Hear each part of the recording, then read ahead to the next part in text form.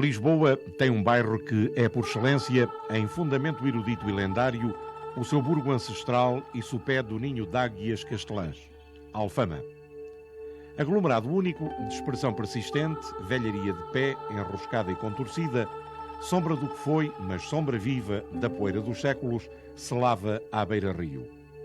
Alfama é como é, e nesta simplicidade, na sua beleza subjetiva, despida do monumental, reside o interesse singular de museu da história, de costumes e bizarrias inocentes. Deste conjunto, transcende o seu interesse original. Da sua amálgama é que nasce o encanto da paisagem bairrista, num inconfundível pitoresco, sem repetição, em lugar algum do país. Aqui situa-se uma das fronteiras da Alfama, onde hoje este largo apagou os restos da Ribeira Velha, o átrio do bairro, e que sobrevive apenas na designação oral. Em frente podemos apreciar esta igreja, a Conceição Velha, encravada entre prédios vulgares do século passado.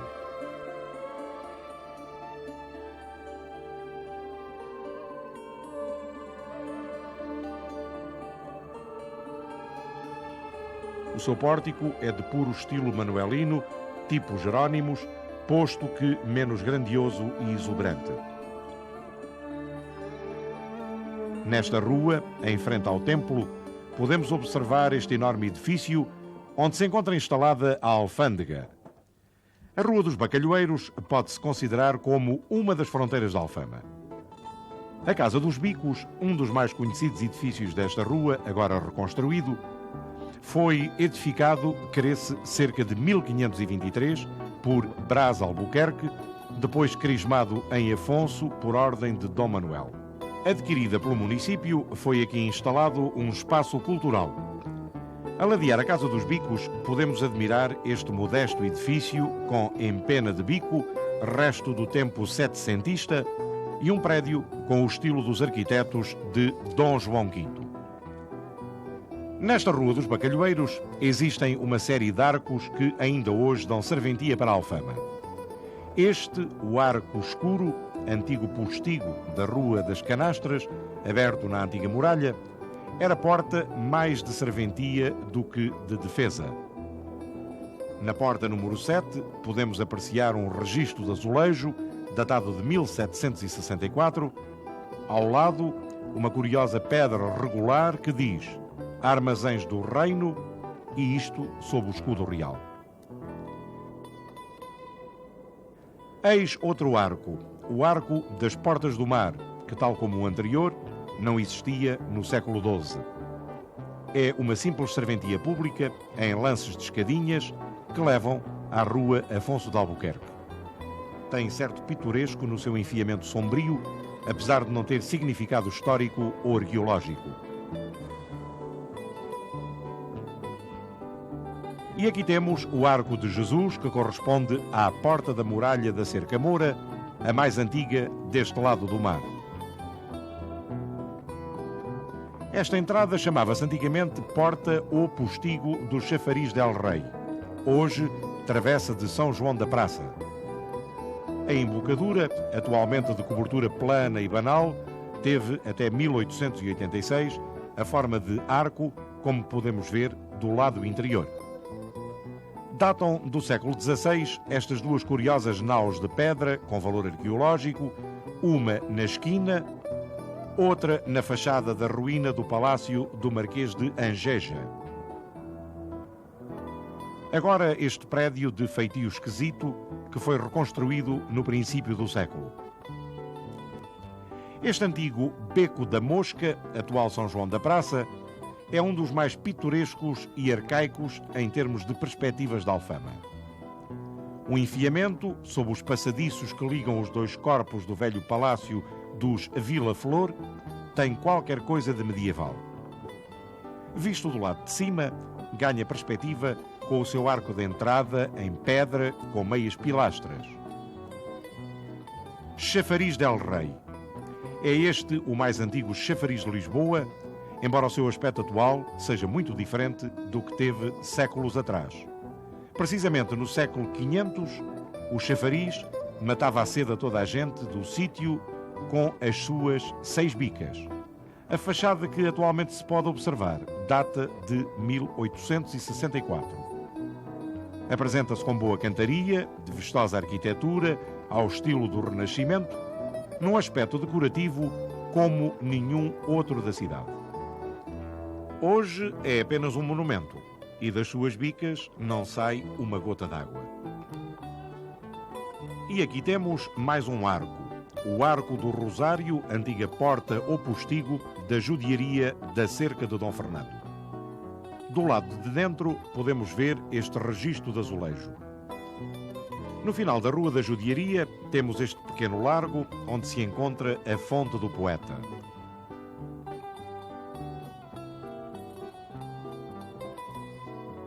Na parede, gravado num painel, um soneto de António Boto. Nesta Rua da Judiaria respira-se um ar saturado de arcaísmo. Da cachorrada do terraço, a darve que foi da muralha, um apontamento de 2 janelas a espreitar do murete que quase as encobre. Este enorme edifício, no Terreiro do Trigo, que é hoje a Alfândega, foi construído após o terremoto para celeiro de trigo. No corpo central pode-se observar as armas de Dom José.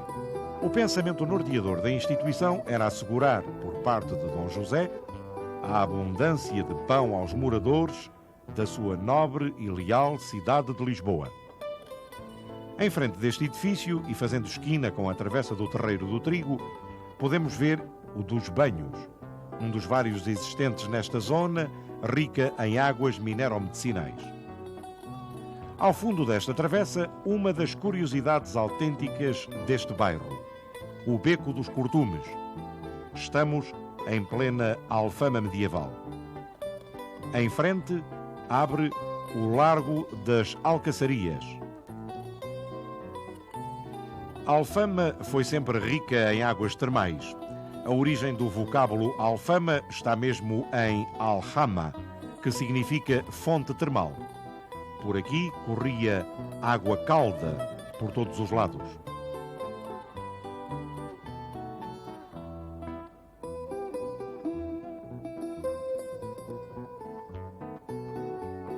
Estas escadinhas parecem uma estampa antiga, uma pequena água forte, um misto de reentrância exterior de cárcere e de recanto de burgo seiscentista.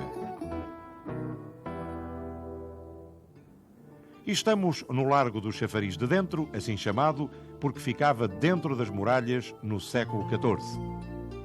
Este chafariz é mais moderno do que o de El Rei.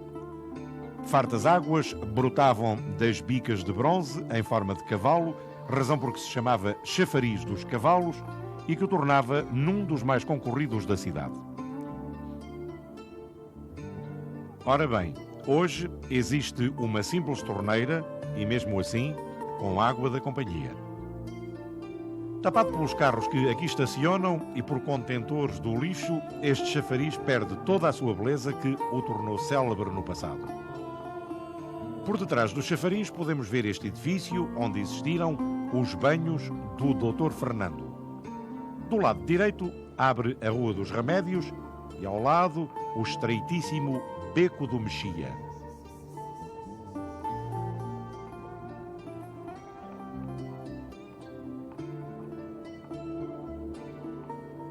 Do lado esquerdo do largo, a famosa Casa das Colunas.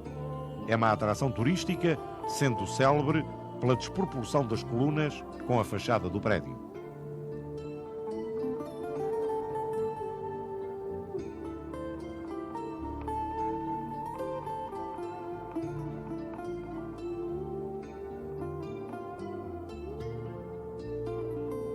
E demos uma olhadela à Rua de São Pedro. É uma artéria mercantil do bairro que nesta serventia marca o seu tipo popular. Mas voltemos à Rua Jardim do Tabaco. Este é o Beco do Maquinês. São curiosos o arco e o enfiamento estreito em escadinhas. Neste beco existe um simples e delicioso registro de azulejos com a representação do veado atraindo o cavaleiro para o abismo. Talvez a única figuração deste tipo em Lisboa.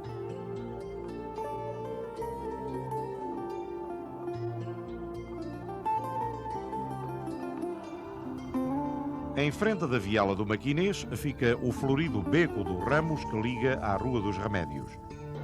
Já perto do Museu Militar existe esta ermida, chamada da Boa Nova, num nível mais baixo do que a calçada. Alfama de Cima, começada a povoar no século seguinte à da conquista, pelo germe da piedade religiosa, logo em 300, se robustece pelo impulso cultural que lhe trouxe o estabelecimento do estudo criado por Dom Dinis.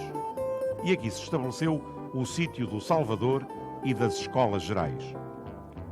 Nestas escadinhas de São Tomé existiu a paroquial do mesmo nome, criada no começo do século XIV e demolida em 1839. A Rua do Salvador, que leva ao Menino de Deus, possui um cunho popular acentuado.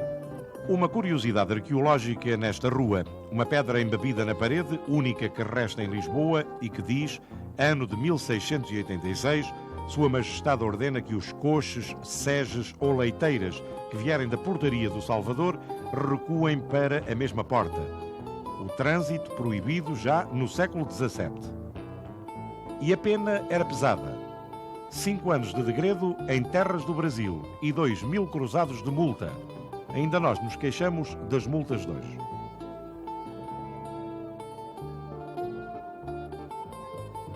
Este é o Arco do Salvador, agora a ser recuperado. Aqui era o antigo mosteiro das Freiras do Salvador, hoje em ruínas.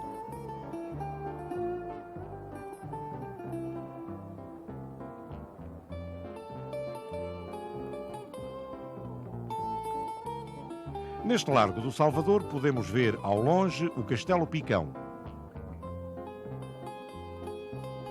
Aqui o Palácio dos Condes d'Arco, talvez o único representativo de toda a Alfama que sobreviveu à evolução dos tempos.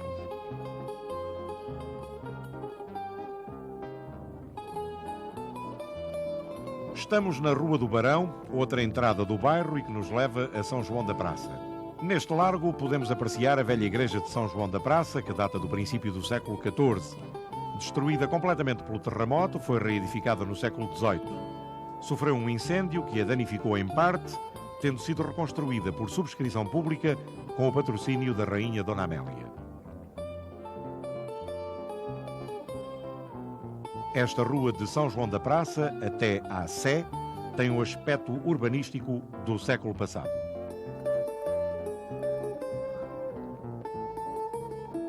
Neste largo do Marquês do Lavradio podemos ver este palácio que deu o nome ao largo e que foi completamente destruído pelo terremoto, tendo sido reconstruído no século passado.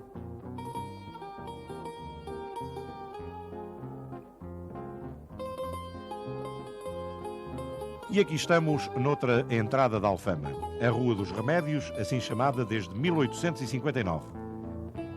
Este beco da Maria da Guerra leva a Santo Estevão, numa linha quebrada em escadinhas. Podemos observar nele umas bizarras moradias tipo Santo Estevão. Nesta Rua dos Remédios temos um pequeno largo chamado de Dona Rosa, cujo nome deriva deste prédio solar antigo, sob o qual se abre o arco e sobem as escadinhas do mesmo nome. É um prédio setecentista que foi nobre, hoje desfigurado.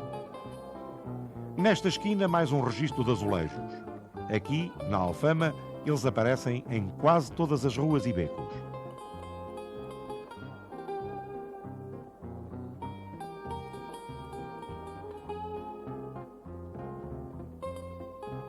Ao fundo da Rua dos Remédios, esquina com a Rua da Regueira, existe esta velha ermida que foi do Espírito Santo e hoje se denomina de Nossa Senhora dos Remédios. O pórtico é do estilo manuelino. A ermida dos Remédios, pobre e simpática, foi o Templo dos Pescadores. Hoje necessita de ser beneficiada.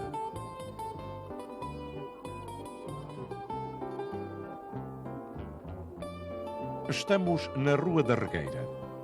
Certos pontos da Alfama parecem executados por cartões de artista de raça anónima dos predestinados de pupila.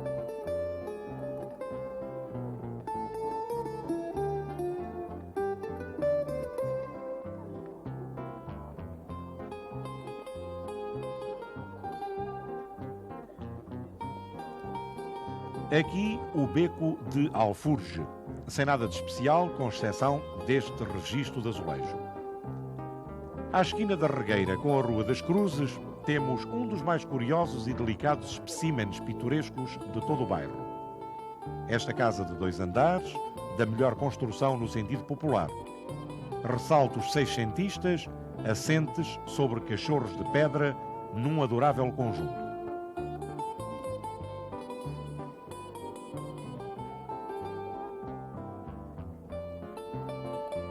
Na Rua das Cruzes podemos ainda admirar um bom registro de azulejos de Nossa Senhora da Conceição e de São Marçal.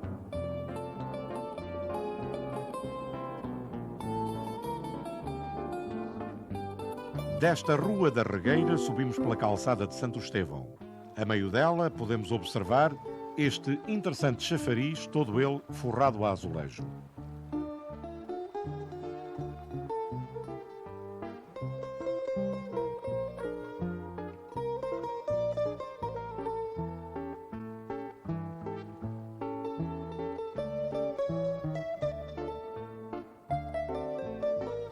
Estamos agora na Rua do Vigário. Neste largo, um parque infantil, dando uma nota moderna à zona.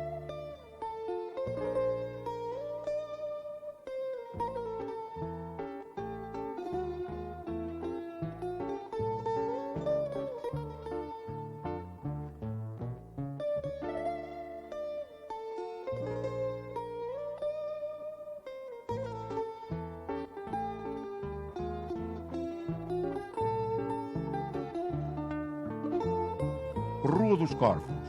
Largas escadinhas, destas de que toda a Alfama se enfeita, fazem a entrada da rua em ascensão. Estamos na presença de um delicioso quadro de costumes e de planos.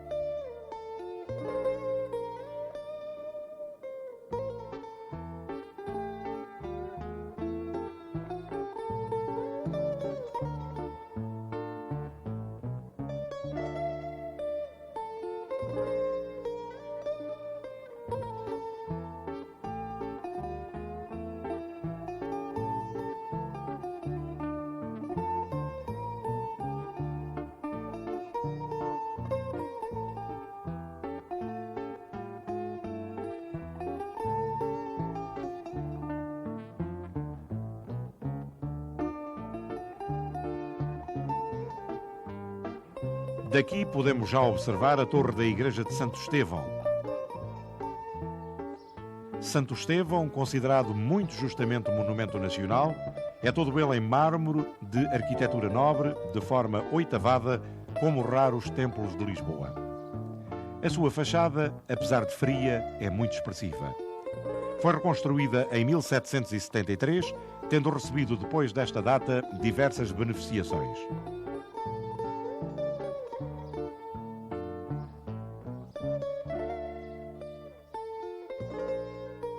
Nas traseiras da igreja podemos ver este lance de escadinhas que sobem até ao vigário. No adro de Santo Estevão existe um cruzeiro. É de idade seiscentista e deve ter substituído neste lugar um mais antigo em cruz aberta.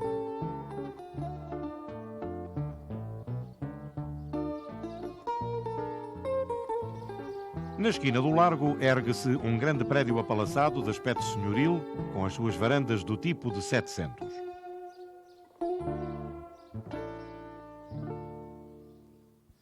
Estamos agora em São Miguel. Repare-se neste enfiamento, por aí acima, até não sei onde, no complicado das escadinhas, ao centro de ladeira empedrada à antiga, lisa e polida. Ao lado, a Igreja de São Miguel. São Miguel apresenta a sua paroquial com relativa imponência. 2 torres, um alçado central, no qual se ostenta num nicho uma escultura de São Miguel, que não deve ser a primitiva, pois o frontispício ruiu em 1755. 3 portas, das quais a principal se destaca em altura e guarnição, e 3 janelas rasgadas no segundo entabelamento, compõem o conjunto da frontaria voltada a sul.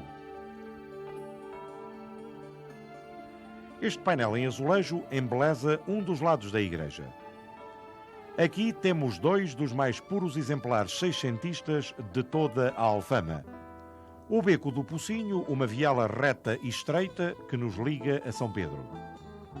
A Rua de São Pedro, que nos levaria ao Chafariz de Dentro.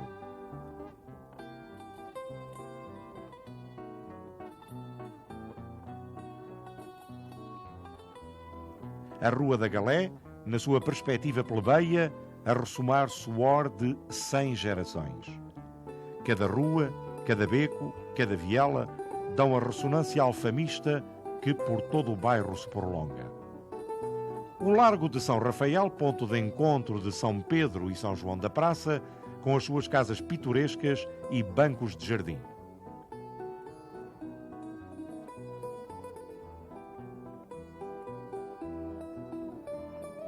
Neste prédio, mais um registro de azulejo representando Nossa Senhora, Santo António e São Marçal.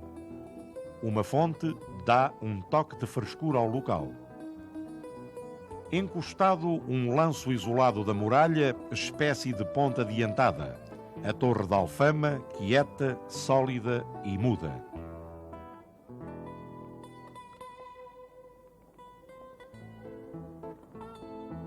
E aqui temos, junto à torre, esta casa pitoresca. Na varanda, mais 2 registros de azulejo.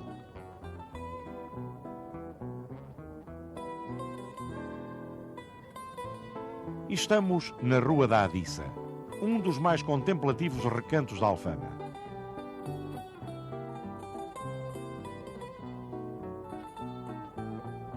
A artéria, larga no seu princípio, sobe em ladeira, entrando em curva.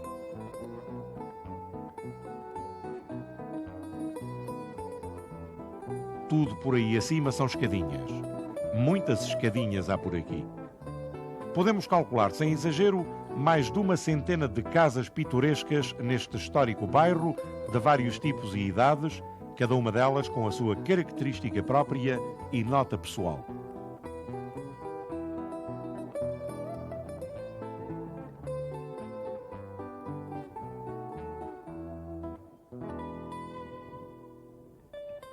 Por toda a rua, roupa estendida à janela, pois o dia é de sol e, portanto, é de aproveitar. Esta Adiça vale um poema popular. Aqui, o interesse está nas vidas, nos costumes, no quadro humano nas soleiras.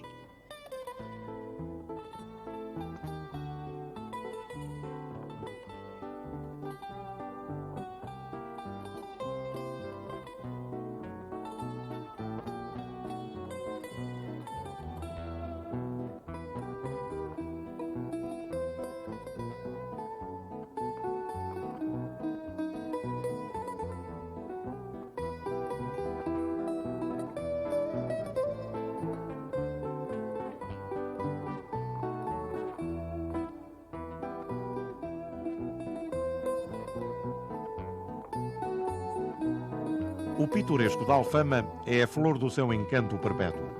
A Alfama é assim como é, e desta sinceridade generosa é que floriu a graça que a enfeita como um espírito materializado de outras idades.